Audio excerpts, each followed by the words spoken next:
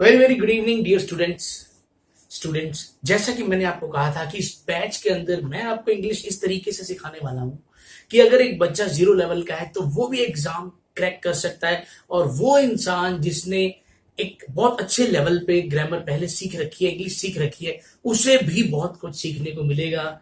So guys, उसी बात को आज मैं पूरा करने वाला हूं। मीन्स उसका एक और एफर्ट मैं आपको शो करने वाला हूं। आज जो लेसन आप देखने वाले हैं उस लेसन के अंदर बिल्कुल 0 लेवल से मैं बताने वाला हूं कि पार्ट्स ऑफ स्पीच कितने इंपॉर्टेंट हैं। हालांकि मैंने आपको बता दिया है कि पार्ट्स ऑफ स्पीच क्या होते हैं, लेकिन कैसे आपको कम से कम जो एडजेक्टिव, नाउन, एडवर्ब, वर्ब, ये चीजें कैसे आपको एक सेंटेंस के अंदर ढूंढनी आनी चाहिए, प्लस कैसे एक ही वर्ड अलग अलग पार्ट्स ऑफ स्पीच का काम कर सकता है, प्लस ऐसी बहुत सारी बहुत इंपॉर्टेंट जो बेसिक्स हैं, जो फंडामेंटल बातें हैं, वो आज हम इस टॉपिक के अंदर, इस वीडियो के अंदर डिस्कस करने वाले हैं।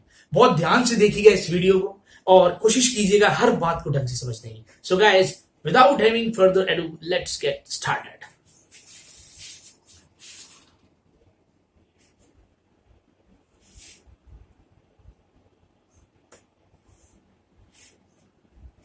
सो स्टूडेंट्स, आपको दिखाई दे रहा है कि यहां पे मैंने कुछ वर्ड्स को येलो कलर दे रखा है।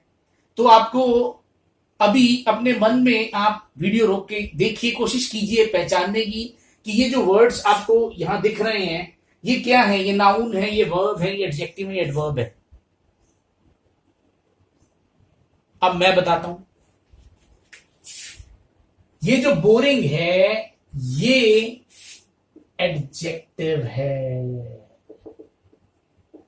ठीक है ना। तो आपको आप कहोगे सर आपने तो कहा था कि V1 प्लस आईएनजी के पहले, मैंने कहा था V1 प्लस आईएनजी के जस्ट पहले अगर कोई हेल्पिंग वर्ब लगी हुई है तब तो ये वाला V1 प्लस आईएनजी वर्ब का काम करेगा। तो आप कहोगे सर वाज लगा है ना, तो मैंने आपको कहा था हेल्पिंग वर्ब, मैंने हेल्पिंग वर्ब कहा था। ये नॉन एक्शन सेंटेंस है। द एक्शन वाज बोरिंग, ये नॉन एक्शन सेंटेंस है। नॉन एक्शन सेंटेंस के अंदर इज, एम, आर, वाज, वर, ये क्या होते हैं? ये मेन वर्ब होते हैं। ये मेन वर्ब है। इट मींस इस V1 प्लस आईएनजी के पहले कोई हेल्पिंग वर्ब नहीं है, तो डेफिनेटली ये वर्ब नहीं है। और जब कोई V1 प्लस आईएनजी वर्ब नहीं होता तो या तो वो एडजेक्टिव होता है या वो नाउन, जिरंड होता है। फिलहाल ये चीज यहां पे एडजेक्टिव है। ये फिल्म क्या है? बोरिंग है, ठीक है। ये लेसन, सॉरी, ये लेसन क्या है? बोरिंग है। तो ये इसकी विशेषता बता रहा है इस नाउन की। द लेसन बोर्ड मी, इस लेसन ने मुझे बोर किया। ये V2 क्लियर कट दिखाई दे रही है, ये V2 है, तो ये वर्ब ही है। That lesson was such a bore. एक रूल होता है, रूल ये कहता है कि सच के बाद अगर कोई चीज आएगी तो वो नाउन होगी। वैसे ही रूल है, सच के बाद कोई चीज आती है तो वो नाउन होगी। तो यहां पर ये जो, और ये वैसे भी आर्टिकल आपको नजर आ रहा है, आर्टिकल हमेशा सेंटेंस में नाउन के लिए ही आता है। तो ये वाला जो बोर वर्ड आपको दिखाई दे रहा है ये क्या है? नाउन है। It was a major accident, ठीक है। ये एक्सीडेंट यहां पे नाउन है, ये मेजर यहां पे एक एडजेक्टिव है जो यहां इसकी विशेषता बता रहा है। The law discriminates between accidental and intentional killing. ये जो किलिंग वर्ड है ये यहां पे एक जिरंड है, एक नाउन है। और इंटेंशनल वर्ड जो दिख रहा है आपको, एक्सीडेंटल वर्ड जो दिख रहा है आपको, ये दोनों के दोनों एडजेक्टिव हैं, ठीक है ना। कंजंक्शन दो सेम चीजों को जोड़ता है, जो दो सिमिलर चीजों को जोड़ता है। तो एंड के अगर इस तरफ जो चीज आ रही, अगर आप इस एक्सीडेंटल को एडजेक्टिव कह रहे हैं तो ये इंटेंशनल भी क्या है? एडजेक्टिव। तो एक्सीडेंट नाउन है, एक्सीडेंटल एडजेक्टिव है। Their meeting was quite accidental, यहां पे भी एक्सीडेंटल जो क्या है? ये एडजेक्टिव है। और ये क्वाइट शब्द इसकी भी विशेषता बता रहा है। यहां पे क्वाइट का मतलब कैसा है? काफी, बहुत हद तक जिसको बोलते हैं, काफी, बहुत हद तक। या कंप्लीटली, इसको कंप्लीटली कह दो, कंप्लीटली, यानी पूरी तरह। जो मीटिंग थी वो पूरी तरह एक्सीडेंटल थी। एक्सीडेंटल का मतलब होता है अनप्लैंड, जो चीज प्लान ना हो, अचानक हो जाए, एकदम से हो जाए। A waiter accidentally drops a stack of dishes and thereby creates a mess. यानी वेटर ने एक्सीडेंटली का मतलब न चाहते हो, अनजाने में, गलती से, एकदम से, अचानक से, ये एडवर्ब है। ठीक है ना, यहां पे क्वाइट जो था ये एडवर्ब था। ठीक है, ये इसकी विशेषता बता रहा था। यहां पे एक्सीडेंटली खुद क्या है, एक एडवर्ब है।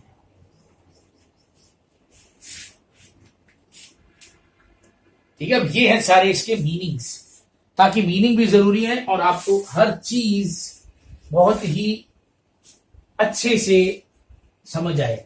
गाइस, ये वीडियो हो सकता है आपको 2-3 बार देखनी पड़े, क्योंकि जो बच्चे अभी बिल्कुल स्क्रैच से स्टार्ट कर रहे हैं, बिल्कुल ग्राउंड लेवल से स्टार्ट कर रहे हैं, हो सकता है उन्हें थोड़ा थोड़ा मतलब लगे भी ऐसा कैसे हो रहा है। लेकिन जैसा मैंने आपको कहा था कि बहुत सारे बच्चों को इसमें मजा भी आ रहा होगा कि क्या बात है, और अभी मजे का लेवल अभी और उठने वाला है।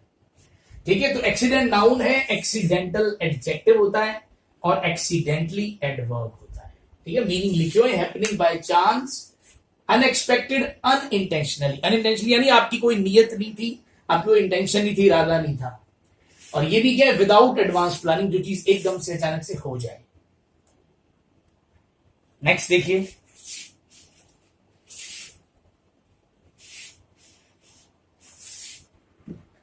His measurements were accurate। तो आप पहले आइडिया लगा लीजिए कि ये जो वर्ड्स यहां लिखे हुए हैं, एक्यूरेट, एक्यूरेटली, एक्यूरेसी, ये क्या हो सकते हैं।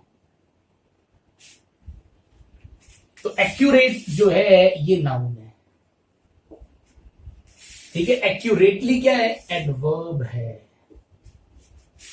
एक्यूरेसी क्या है, सॉरी, एक्यूरेट क्या है, एडजेक्टिव। ठीक है, एक्यूरेसी क्या है, नाउन। जो मेजरमेंट थी वो बिल्कुल एग्जैक्ट थी, बिल्कुल सही थी, वो बहुत ही एक्यूरेटली काम करता है, बहुत ही ढंग से, बहुत ध्यान से काम करता है। देयर वाज नो एक्यूरेसी, कोई भी एक्यूरेसी नहीं थी। ठीक है ना, उसके काम में। The atomic clock enabled scientists to measure time with much greater accuracy। तो एक्यूरेसी नाउन है, ग्रेटर एक एडजेक्टिव है, और मच एक एडवर्ब है। बहुत ज्यादा एक्यूरेसी से अब साइंटिस्ट जो हैं वो टाइम मेजर कर सकेंगे। ठीक है, तो एक्यूरेटली यहां पे एडवर्ब है। वेरी भी अगर मैं आपको बता दूं, वेरी खुद एक एडवर्ब है। तो एडवर्ब एक एडवर्ब की विशेषता भी बता सकता है, एडवर्ब जो है वो एडजेक्टिव की विशेषता भी बता सकता है।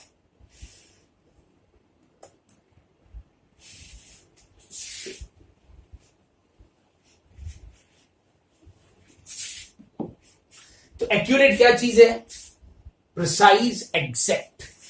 एक्यूरेटली मतलब प्रिसाइजली, एग्जैक्टली, और एक्यूरेसी यानी प्रिसीजन, एग्जैक्टनेस, यानी जैसा चाहिए एकदम बिल्कुल वैसा।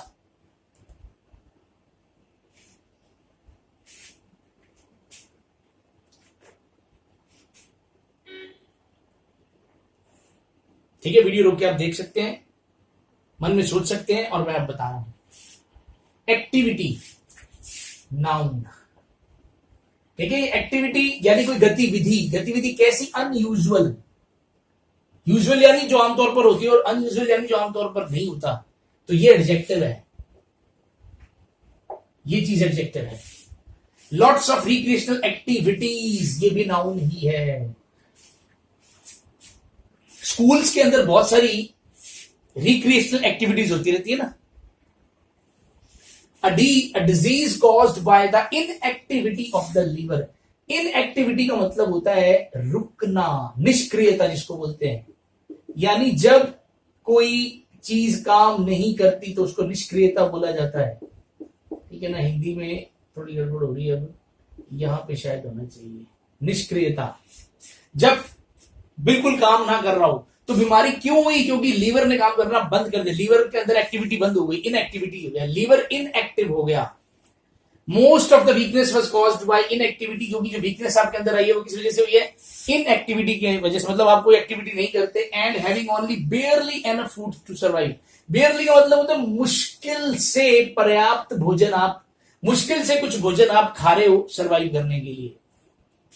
ही इज एन एक्टिव या inactive member of the club. देखो एक्टिविटी भी नाउन था, एक्टिविटीज नाउन है, इनएक्टिविटी भी नाउन है, ठीक है। और एक्टिव और इनएक्टिव ये दोनों एडजेक्टिव है, ये दोनों के दोनों एडजेक्टिव। वो बहुत एक्टिव मेंबर है या वो इनएक्टिव मेंबर है। ही पार्टिसिपेटेड एक्टिवली, यानी उसने बहुत ही सक्रियता से, जैसे अपने कहते हैं बहुत ही सक्रियता से उसने लड़ाई में, वॉर के अंदर भाग लिया था। एक्टिवली ये एडवर्ब है, ठीक है, ये एडवर्ब है। किसके लिए आया है? पार्टिसिपेटेड के लिए, कि उसने भाग लिया। कैसे? Actively. Can you activate this device? आपने देखा होगा ना अभी कभी कभी किसी डिवाइस को स्टार्ट करना, तो एक्टिवेट का मतलब एक तरीके से स्टार्ट करना। क्या तुम इसे स्टार्ट कर सकते हो? तो ये V1 है और इसी वजह से वर्ब भी है, ठीक है। तो डीएक्टिवेट भी होता है। क्या तुम इस डिवाइस को डीएक्टिवेट कर सकते हो, बंद कर सकते हो? तो डीएक्टिवेट भी होता है, ठीक है ना। कुकिंग फ्यूम्स में एक्टिवेट द अलार्म। अलार्म लगते हैं ना आजकल, तो कुकिंग फ्यूम्स भी अलार्म को क्या कर सकती है? एक्टिवेट कर सकती है। मीनिंग्स अब आपके सामने है सारे के सारे।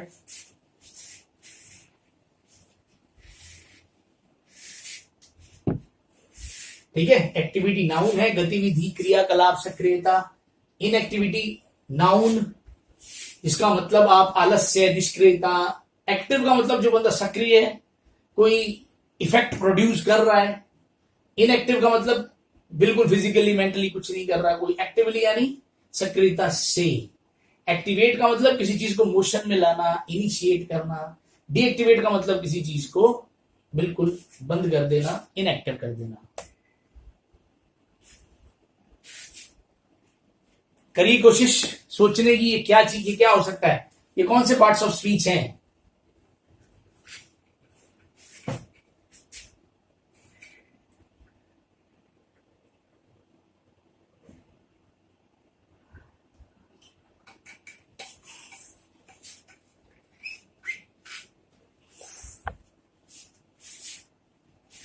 द न्यूज एंगर्ड हिम, तो ये एंगर्ड डेफिनेटली V2 नजर आ रहा है हमें, तो ये वर्ब हुई।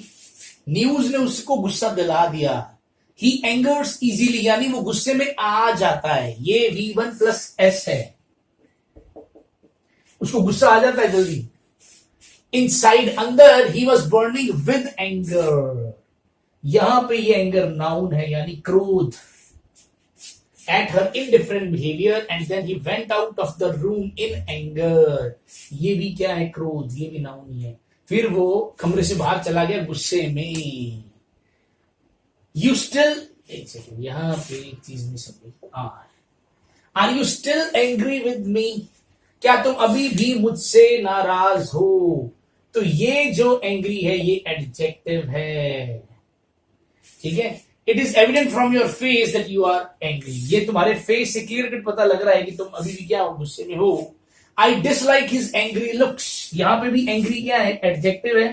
ये किसके लिए आ रहा है? देखो, इस नाउन के लिए, लुक्स, ठीक है। वो जो एंग्री लुक्स दे रहा है ना, जिस तरह की वो शक्लें बना रहा है। द वुमन शाउटेड एंग्रीली, गुस्से से, क्रोध से, ये एडवर्ब है। At the children to stop teasing the dog. She banged on the door angrily. Bang का मतलब होता है to strike violently. Strike का मतलब होता है एक तरीके से एक प्रहार करना। तो बहुत ज्यादा गुस्से से या वायलेंस से, जैसे अपने कहते हैं, ठीक है ना। To strike forcefully कह सकते हो आप। She banged on the door angrily, बहुत गुस्से से उसने दरवाजे पे किक किया, मान लो।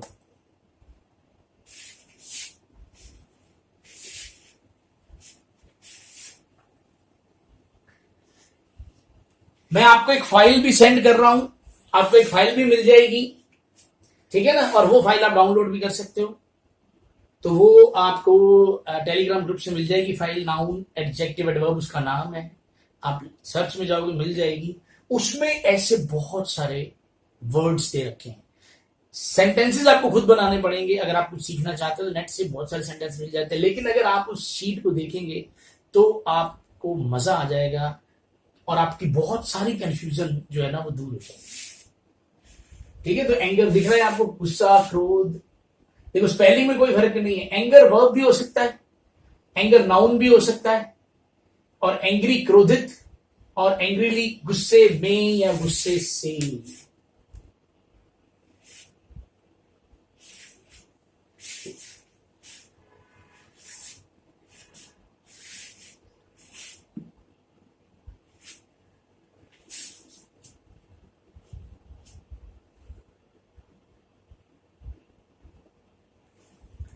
They watched the steps carefully.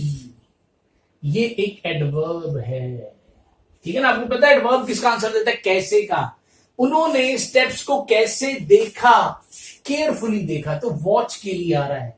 उन्होंने वॉच किया स्टेप्स को, कैसे किया? केयरफुली किया। They don't care about me, they don't care, यहां पे ये जो केयर है ये V1 है, वो मेरी परवाह नहीं करते। He was very careful, careful यहां पे एक एडजेक्टिव है, यानी वो इंसान जो बहुत ध्यान रखता हो। वेरी यानी यहां पे वेरी इसकी विशेषता बता रहा है, तो ये एडवर्ब हो गया। बहुत ज्यादा केयरफुल है वो जब भी रोड क्रॉस करता है। ही वॉज वेरी केयरलेस, तो ऐसी केयरलेस भी एडजेक्टिव है, वो बहुत ज्यादा केयरलेस है। Drivers are warned to take extreme care on the icy roads, drivers को वार्निंग दी जाती है कि वो बहुत ज्यादा ध्यान रखें। केयर यहां पे नाउन है, अटेंशन, ध्यान, और एक्सट्रीम यहां पे एक एडजेक्टिव है। नाउन की विशेषता बता रहा है तो एडजेक्टिव होगा। आई हैव केयरिंग फ्रेंड्स, यहां पे ये जो केयरिंग वर्ड आ रहा है ये एक एडजेक्टिव है। अब ये मत कहते ना इसके पहले हेल्पिंग वर्ब लगी, इसके पहले हेल्पिंग वर्ब अगर बीन लगी होती, आई हैव बीन केयरिंग, तब वो हेल्पिंग वर्ब बनती। ये हैव के बाद कभी ईवन का सही एनजी नहीं आती। तो आई हैव केयरिंग फ्रेंड्स, तो मेरे पास मेरे दोस्त कैसे केयर करने वाले, caring. And my spouse is also very caring, और मेरी जो घर वाली है या मेरा जो घर वाला है, हस्बैंड है या वाइफ है, वो भी बहुत क्या है, केयरिंग है।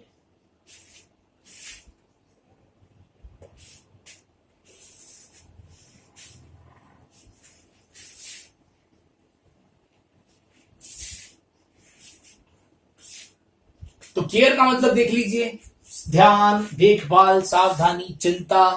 अ cause for feeling concern, judiciousness in avoiding harm और डेंजर। ठीक है, केयर कहते ना, आप गाड़ी की केयर नहीं रखते या ये बहुत केयर करते हैं, तो केयरफुल, जो बंदा बहुत ज्यादा ध्यान रखता हो, ठीक है, बहुत ज्यादा केयर करता हो काम के अंदर, बहुत ध्यान से काम करता हो, cautiously attentive in doing something. Careless जो लापरवाह हो। केयरिंग यानी जो केयर करता हो, शो करता हो, ध्यान रखता हो। अनकेयरिंग जो केयर ना करता हो, ध्यान नहीं रखता हो। केयर अगर वर्ब है तो केयर करना, कंसर्न शो करना। केयरफुली का मतलब बिल्कुल ध्यान से, सावधानी से। केयरलेसली का मतलब बिना ध्यान दिए, तो ये केयरलेसली भी होता है, बिना ध्यान दिए। ओके गाइस, अब एक अच्छा पार्ट आ गया।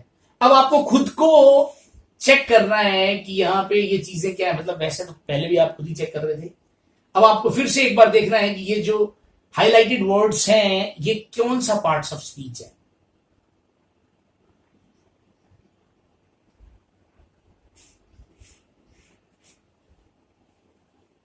ओके, मैं बता रहा हूं। अब देखिए, एज ही वुड ओपन, ये वुड मोडाल है, मोडाल के बाद V1 आता है, तो ये V1 है। As he would open his eyes and see through the open window, window noun है, विंडो नाउन है, तो विंडो से पहले ये वाला जो ओपन आ रहा है ये एडजेक्टिव है। ये ओपन एडजेक्टिव है। ये विंडो की विशेषता बता रहा है कि जैसे उसने अपनी आंखें खोली होंगी तो उसने विंडो से देखा होगा, ओपन विंडो से, तो ही वुड फाइंड, तो उसने देखा होगा, उसको मिली होगी एक गर्ल, उसको उसने पाया होगा, या एक लड़की को देखा होगा खड़े इन द ओपन। यहां पे जो ओपन है ये नाउन है, उसने खुले में खड़ा देखा होगा लड़की को with an open brief case. अब यहां पे फिर जो ओपन है वो एडजेक्टिव है, क्योंकि वो किसके लिए आ रहा है, ब्रीफ केस के लिए आ रहा है, जो कि नाउन है। द स्लीपिंग मैन, स्लीपिंग का मतलब यहां पे है सोता हुआ।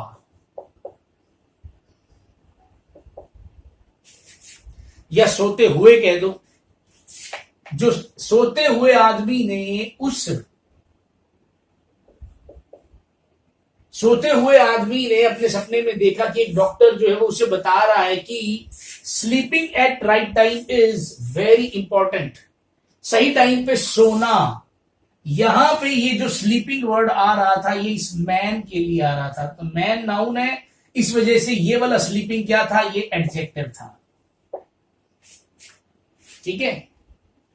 अब ये वाला जो है दैट यहां पे कंजंक्शन जैसा काम कर रहा है, यहां पे स्लीपिंग जो है एक जिरंड जैसा काम कर रहा है। इसका मतलब है सोना। सही वक्त पर सोना बहुत इंपॉर्टेंट है। ये इज किसके लिए आ रहा है, ये इज इस पूरे टुकड़े के लिए आ रहा है।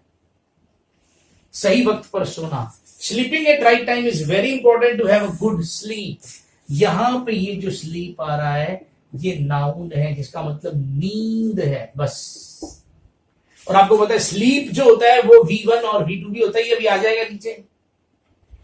A little boy is sleeping, यहां पे देखो स्लीपिंग जो है वो वर्ब है, क्योंकि यहां पे ये जो इज है वो हेल्पिंग वर्ब भी है।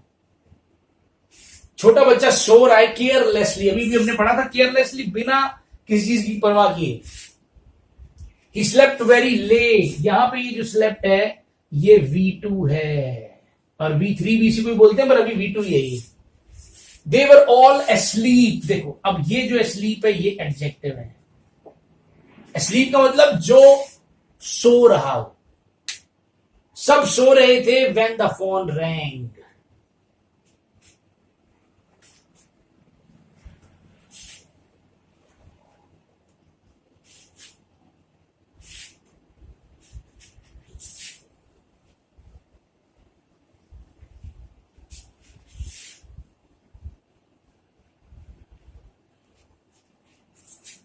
पहचानिए जरा।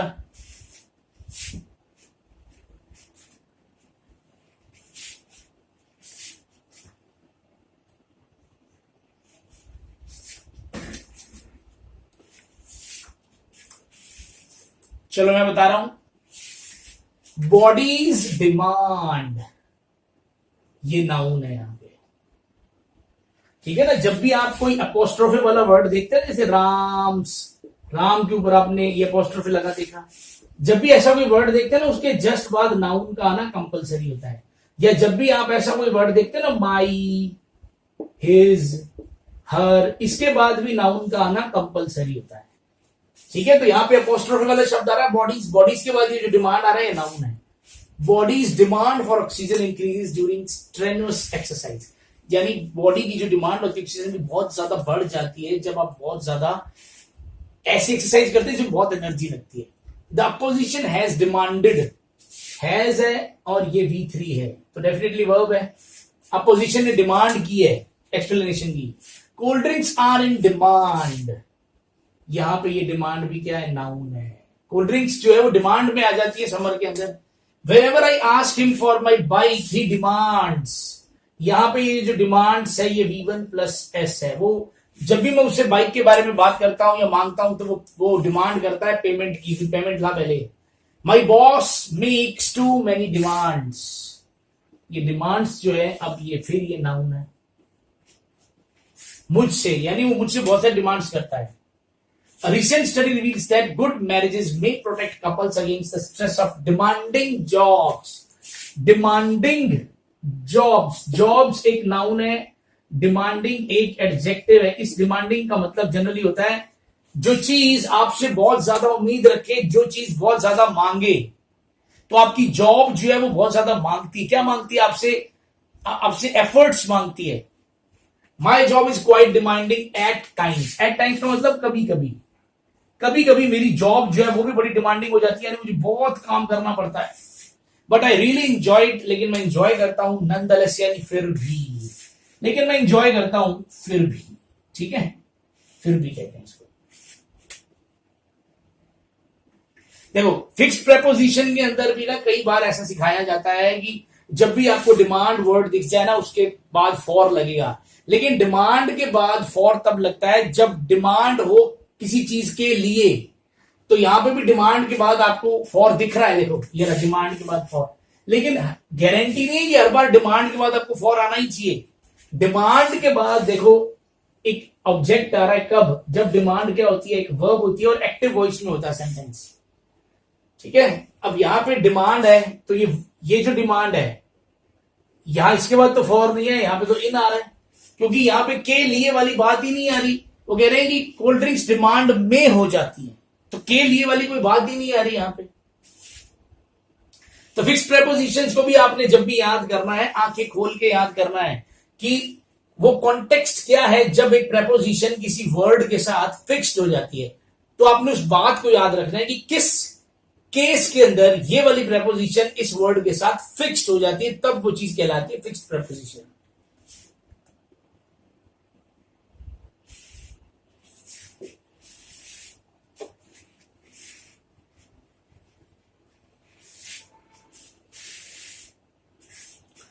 अब बात करते हैं सेंटेंस किसे कहते हैं। सेंटेंस का मतलब होता है collection of words that is meaningful. एक ऐसा कलेक्शन शब्दों का जो मीनिंगफुल है, यानी जिससे कुछ मीनिंग निकलता है। सिर्फ शब्दों को जोड़ देना सेंटेंस नहीं कहलाता, शब्दों को जोड़ा जाए और उससे कुछ मीनिंग निकले, ऐसा जो ग्रुप है, ऐसा जो कलेक्शन है शब्दों का, वर्ड्स का, वो कहलाता है sentence. MS Dhoni has announced retirement from international cricket.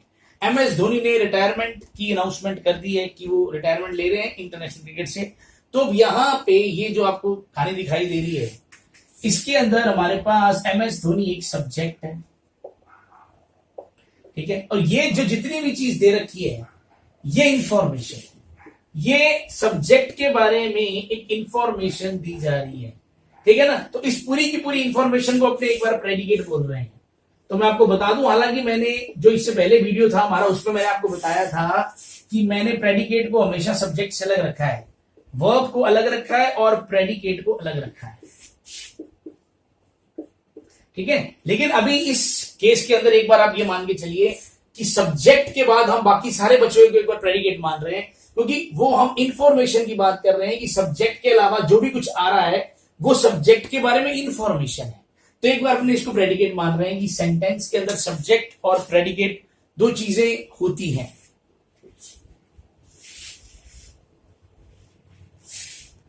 ठीक है, तो इस सेंटेंस के अंदर मैंने इसको सब्जेक्ट माना है और ये जो पूरी की पूरी चीज थी इसको हमने इंफॉर्मेशन माना है और ये प्रेडिकेट माना है एक बार इसको। इसका मतलब एक सेंटेंस के अंदर एक सब्जेक्ट हो सकता है और एक प्रेडिकेट हो सकता है, ठीक है ना। एक सेंटेंस ऐसे बन सकता है, यानी एक सब्जेक्ट होगा और उसके साथ एक प्रेडिकेट होगा। अब हमने क्या किया, धोनी के साथ साथ सुरेश रैना को ऐड कर दिया, बाकी सेंटेंस उतना ही है। इसका मतलब MS धोनी एंड सुरेश रैना, अब ये क्या बन गया, इसको अपने कंपाउंड सब्जेक्ट कह सकते हैं। यानी अब ये सब्जेक्ट दो को मिला के एक बनाए तो है, तो ये सब्जेक्ट ही पर कंपाउंड सब्जेक्ट है। इसका मतलब एक सेंटेंस के अंदर क्या हो सकता है, एक कंपाउंड सब्जेक्ट भी हो सकता है और एक प्रेडिकेट भी हो सकता है। एक कंपाउंड सब्जेक्ट हो सकता है और एक प्रेडिकेट भी हो सकता है।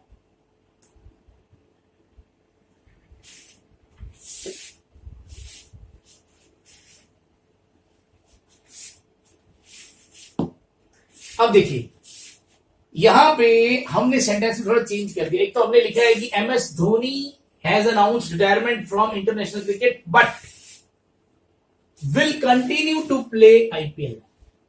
यानी उसने अनाउंसमेंट कर दी है कि वो इंटरनेशनल क्रिकेट से रिटायरमेंट उसने ले ली है, उसने अनाउंसमेंट कर दी है इस चीज की, लेकिन वो कंटिन्यू करेगा IPL में खेलना, ठीक है।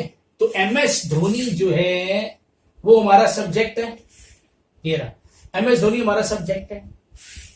हैज से लेके और क्रिकेट तक, यहां तक, मतलब यहां से लेके यहां तक एक प्रेडिकेट हमारा ऑलरेडी हम कह चुके हैं, ये प्रेडिकेट 1 मान लेते हैं। और ये will continue to play IPL, ये भी तो एक जानकारी है। ये जानकारी एक थी, अब ये सेकंड जानकारी हमें मिल रही है, दो जानकारियां मिल रही हैं। तो will continue to play IPL, ये हो गया प्रेडिकेट टू। इसका मतलब सेंटेंस के अंदर सब्जेक्ट चाहे एक हो, प्रेडिकेट दो हो सकते हैं, प्रेडिकेट 1 और प्रेडिकेट 2। हाँ, वो जुड़े किससे होंगे, किसी ना किसी कंजंक्शन से जुड़े होंगे। बट, एंड, ऑल्दो, कुछ भी कह दो, बिकॉज, कुछ भी हो सकता है, जुड़ सकते हैं किसी ना किसी कंजंक्शन से।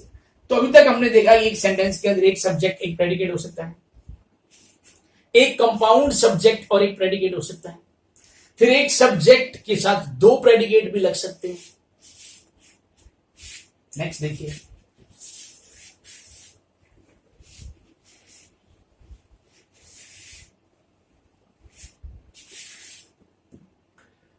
Rahul was watching a movie when I called him.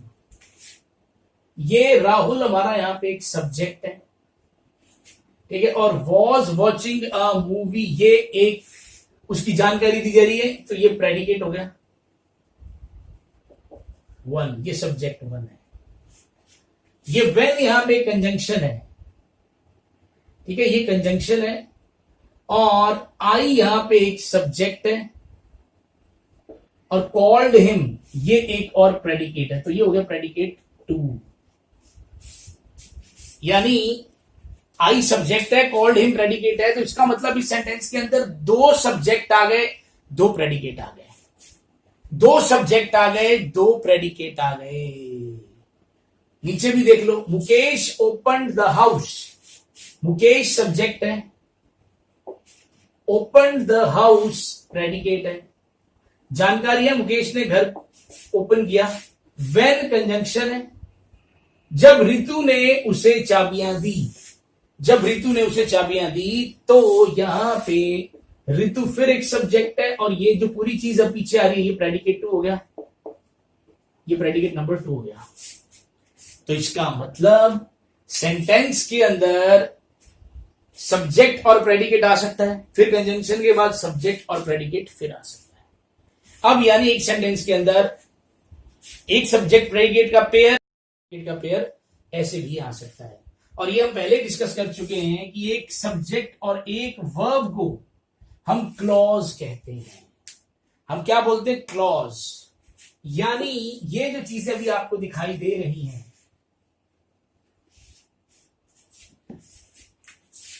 ये सब्जेक्ट है राहुल, और वॉज वॉचिंग वर्ब है, फिर उसके बाद आई सब्जेक्ट है, कॉल्ड वर्ब है। तो यानी सब्जेक्ट और वर्ब दो बार आपको दिखाई दे रहा है, और एक सब्जेक्ट और वर्ब को हम क्या बोलते हैं, क्लॉज। तो आप ऐसा भी कह सकते हो कि सेंटेंस के अंदर एक क्लॉज आया, फिर एक कंजंक्शन है, और फिर एक और क्लॉज आया।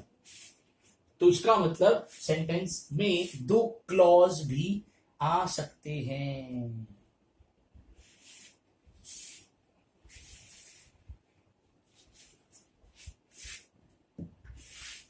देखो जी, वो वाला क्लॉज जिसका कंप्लीट मीनिंग होता है, अगर वो अकेला खड़ा हो तब भी उसको बोलते हैं मेन क्लॉज। यानी उसको अगर अपने अकेला पढ़े तो भी उसका पूरा मीनिंग आए। जैसे Rahul was watching a movie, अगर मैं ये लाइन यहां रोक दूं तो कोई अजीब बात नहीं है कि हाँ राहुल फिल्म देख रहा था, कोई अजीब बात नहीं। जब मैंने उसे फोन किया, अगर मैं कहूं जब मैंने उसे फोन किया, अगर मैं सिर्फ इतनी बात आपसे बोलूं जब मैंने उसे फोन किया, तो आप बोलोगे तो आगे बता।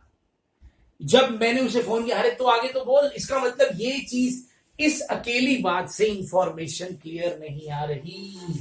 यानी ये बात तब समझ आएगी अगर ये वाली बात बोली जाएगी तो। यानी ये वाली बात का मतलब समझने के लिए इस बात का होना जरूरी है। तो यानी इस क्लॉज का मीनिंग समझने के लिए इस क्लॉज का होना जरूरी है। इसका मतलब ये तो मेन क्लॉज है, ये तो मेन आदमी है, ये अकेला भी खड़ा होगा तो काम चलेगा, लेकिन ये डिपेंडेंट है, यानी ये होगा तो इसका भी चलेगा, काम चलेगा। तो ये इसका मीनिंग डिपेंडेंट है, इट मींस ये डिपेंडेंट क्लॉज है। तो वो क्लॉज जो डिपेंड करता है मेन क्लॉज के ऊपर, किस चीज के लिए, अपने मीनिंग के लिए। Mukesh open the house, Mukesh ने घर खोला था, ठीक है। जब रितु ने उसे चाबियां दी थी, अगर मैं बोलूं जब रितु ने उसे चाबियां दी थी तो आप कहोगे तो जब रितु ने उसे चाबियां दी थी, ये जो क्लॉज आ रहा है जो अंडरलाइन नहीं है, ये वाला क्लॉज फिर डिपेंडेंट क्लॉज कहलाता है, और जो अंडरलाइन है ये मेन क्लॉज कहलाता है।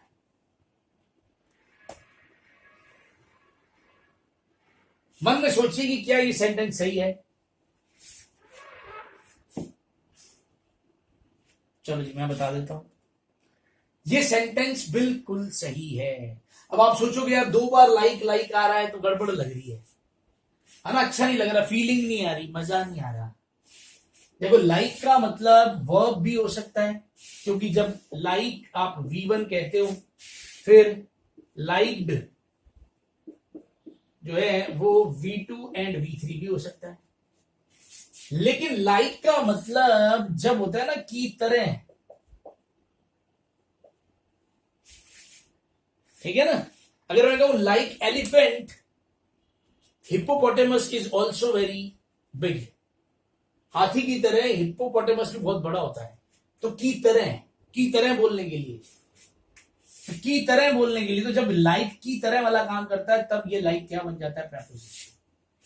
तो आई लाइक चॉकलेट, मुझे चॉकलेट पसंद है, लाइक राम यानी जैसे राम को पसंद है, जैसे वाला, ठीक है ना। की तरह कह दो, जैसे कह दो, कि जैसे, तो राम के जैसे या राम की तरह, जैसे राम को चॉकलेट पसंद है वैसे मुझे भी पसंद है।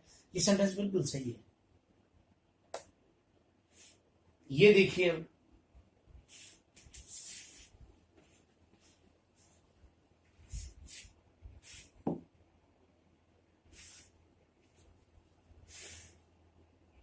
क्या ये सेंटेंस सही है? जी नहीं, अब ये सेंटेंस सही नहीं है। देखो तो पिछले सेंटेंस के बारे में बताऊं आपको। इस सेंटेंस के अंदर ये जो लाइक था ये वर्ब थी, और ये वाला जो लाइक था वो प्रेपोजिशन था, कि मुझे चॉकलेट पसंद है जैसे कि राम को पसंद है, ठीक है ना। ये सही थी कहानी। अब इसके अंदर भी अभी भी कहानी लगभग वैसे ही चल रही है। ये वाला लाइक तो क्या है, वर्ब, और ये वाला लाइक क्या है, प्रेपोजिशन। आई हमारा सब्जेक्ट है, लाइक हमारी वर्ब है, और सब्जेक्ट और वर्ब को हम क्या बोलते हैं, क्लॉज बोलते हैं। और यहां पे राम हमारा एक सब्जेक्ट है, डज एक वर्ब है, तो ये दोनों भी मिलके क्या बन गए, क्लॉज। ठीक है जी। अब अगर आपको, अब पहले एक रूल समझ लीजिए। रूल क्या है? रूल ये है कि क्लॉज जो होता है is joined to a noun by a preposition. अगर आपको एक क्लॉज को नाउन से जोड़ना है तो प्रेपोजिशन चल सकता है, जैसा कि पिछले सेंटेंस में था।